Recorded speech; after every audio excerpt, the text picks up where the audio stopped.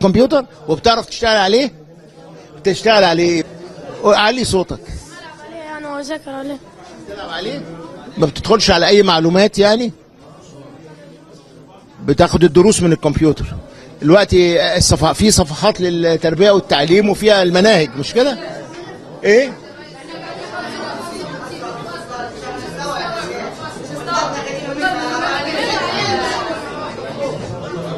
بس يا استاذ 55 طالب.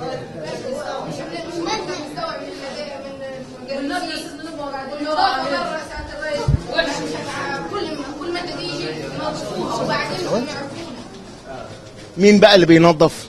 اللي هي مجلس المحل. طب ايه؟ كلنا انتوا عارفين ظروف. ايه رايكم مره كده يوم الجمعه الطلبه نفسهم ينزلوا وانتوا كبار ما شاء الله رجاله بقى، مره تعملوا نموذج ان احنا ننظف شارع.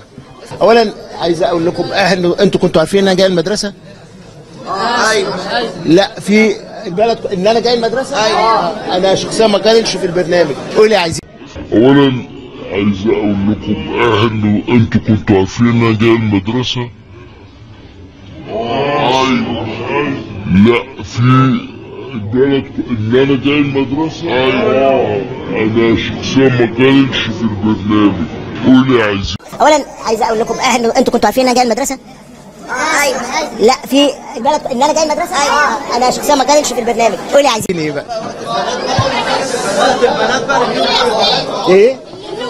النور كل يوم بيتقطع ولا مش كل يوم لغايه دلوقتي؟ شوفها. نقدر ناخد طب اللقاء هنا. وعلى هامش الزيارة لمحافظة أسيوط أجرى الزميل محمد مجدي مرسل